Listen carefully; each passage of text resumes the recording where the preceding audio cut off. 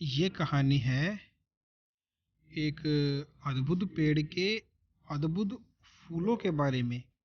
तो एक बार क्या होता है कि एक जंगल था।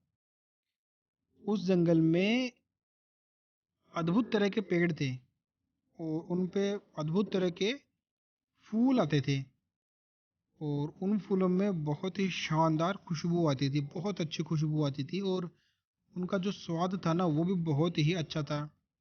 उन पेड़ों पे एक बंदरों का झुंड रहता था और वो बंदरों का झुंड जो था वो वहीं पे खाता उनको उन पेड़ों के फलों को खाता और वहीं पे उछलता कूदता वहीं पे रहता आराम से मजे से। उन सभी बंदरों में एक बंदर था जो उन सबसे बड़ा था और उन सबसे बूढ़ा भी था और बुद्धि भी उसमें बहुत ज्यादा थी। उन और बंदरों की तुलना में ज्यादा बुद्धि थी और बड़ा भी था उनसे। तो बाकी के जो छोटे बंदर थे ना वो उस बड़े बंदर की बात मानते थे कि वो जो भी कुछ भी कहता था उसकी बातों को मानते थे वो।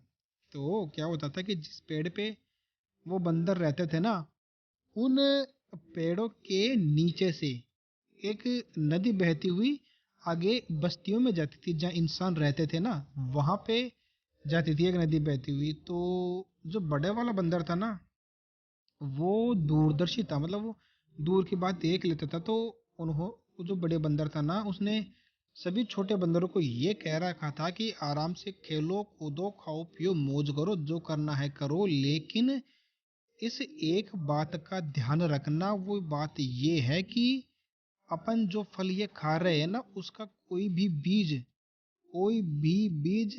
पेड़ से गिर के इस नदी के अंदर ना गिर जाए, क्योंकि अगर गलती से भी ऐसा हुआ तो वो बीज नदी के साथ बहता बहता आगे तक चला जाएगा, मानवों तक चला जाएगा, इंसानों तक चला जाएगा। और अगर इंसानों को उस बीज के बारे में पता लग गया तो वो उस बीज के पीछे पीछे यहाँ तक आ जाएंगे और हम सब के लिए ये एक बहुत बड़ा खतरा हो जाएगा। तो जो छोटे बंदर थे ना उन्होंने समझ लिया कि हाँ यार ये बात तो सही कह रहे हैं बड़े बंदर जो हैं। तो उन्होंने मान ली इस बात को। तो सब आराम से खेलते कूदते खाते पीते और ये हमेशा ध्यान रखते कि कोई भी बीज उससे नीचे न गिरे, पानी के अंदर न गिरे नीचे। लेकिन एक बार क्या होता है कि एक जो बीज था ना, एक जो फल था वो पक गया और पक के खुद ही गिर गया नीचे नदी के अंदर। लेकिन अब बंदरों बंदरों का किसी का उसकी तरफ ध्यान गया भी नहीं।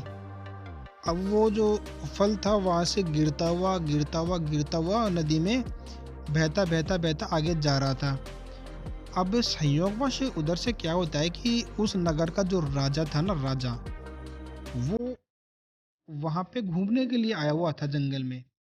राजा था, राजा के साथ में उसकी रानियां, दासियां ये सब भी थी और उसके सिपाही वगैरह भी थे। तो ये सब घूमने के लिए जंगल में आए हुए थे और प्यास लगी तो वो जो नदी था नदी के किनारे पे आके रुक गए पानी पीने के लिए।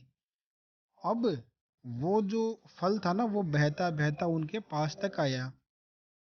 पास तक आ गया तो उसकी जो खुशबू थी ना वो इतनी शानदार खुशबू थी कि जो उसकी रानियां थी ना उनको वो खुशबू बहुत अच्छी लगी, बहुत ही ज्यादा अच्छी लगी। तो उन्होंने राजा को बताया। तो राजा ने भी सूंघा, हाँ यार खुशबू आ तो रही है, आ कहाँ से रही है खुशबू, इतनी शानदार खुशबू। उसने सारे सिपाहियों को बोला कि जाओ देखो पता करो ये आ कहाँ से रही है खुशबू। सिपाहियों ने जब ढूंढा उस तो ढूंढते ढूंढते उस फल के पास पहुंच गए। फल को पकड़ा, पकड़ के और राजा के पास ले आए। तो राजा ने देखा यार इतनी अच्छी इसमें खुशबू आ रही है, क्यों ना इसको चखा जाए। तो राजा ने जब उसको खाया तो वाह, जितनी खुशबू शानदार थी उससे भी कहीं ज्यादा तो उसका जो टेस्ट था, उसका जो स्वाद था वो उससे भी ज्यादा अच्छा था।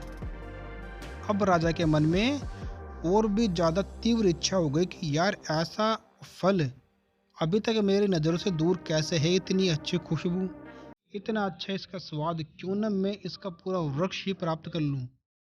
तो उसने अपने सारे सैनिकों को कहा कि तुम सभी जाओ और ढूंढो इस फल का वृक्ष है कहाँ पे, कहाँ ऐसे पेड़ हैं, जाओ और ढूंढो। अब सारे सिपाहियों इस काम में लग गए, ढूंढते ढूंढते जाते जाते वो आखिरकार वहां तक पहुंच ही गए जहां से वो फल बहता बहता आया था। उन पेड़ों के ठिकानों पर पहुंच गए, लेकिन अब जाके क्या देखते हैं कि वहां पे तो पहले से बहुत सारे बंदर हैं और वो बंदर उछल कूद कर रहे हैं। अब वो सिपाही उनको भगाए तो बंदर जा ही नहीं। इस कारण से सिपाहियों ने क्या किया कि तीर कमान लेकर निकली और बंदरों को मारने लगे। अब कुछ बंदर तो मर भी गए। अब ये देखकर कि जो बड़ा वाला बंदर था ना, उसे बहुत दुख हुआ। तो उसने एक उपाय सोचा और उसने अपने दोनों पीछे के पैरों को तो है जो पेड़ों पे लटका दिया और आगे के जो हाथ है उनसे चट्टान को पकड़ लिया। एक पहाड़ी की जो चट्टान थी ना उसको पकड़ लिया और अपने आप को एक पुल की तरह बना लिया, ताकि जो छोटे बंदर है वो मेरे ऊपर से निकल के आगे चले जाएं। अब सारे बंदरों को कोई और रास्ता तो था नहीं, तो उसके ऊपर से निकल के जा रहे थे। इस कारण से पहले ही वो बंदर जो था बूढ़ा था और इतने बंदरों को अपने ऊपर से निकाल दिया, तो उसकी हालत पूरी खराब हो गई। और उसकी इस वीरता को और त्याग को देखकर वो जो राजा था ना, वो राजा भी वहीं पे था, वो सब देख रहा था। वो देखकर वो बहुत प्रभावित हो गया उस बंदर से। तो उसने सैनिकों को बोला कि रुको रुको रुको रुको, तो तुम जो भी कर रहे हो रुको 2 मिनट।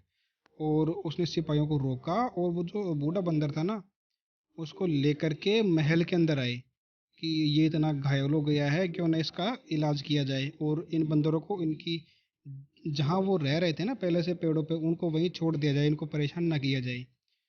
अब उस बंदर का इलाज हुआ, लेकिन वो इतना ज़्यादा घायल हो चुका था, उसका शरीर पूरी तरह से छलनी हो चुका था, उसकी पीठ पूरी तरह से छलनी हो चुकी थी। बूढ़ा पहले से ही था, लेकिन वो फिर इतना होने के बाद में बच ही नहीं पाया। राजा को भी बहुत दुख हुआ कि मेरी वजह से इनका इतना बड़ा नुकसान हो गया और मैं आखिर में इस बंदर को बचा भी नहीं पाया। लास्ट में फिर वो बंदर जो था वो मर गया।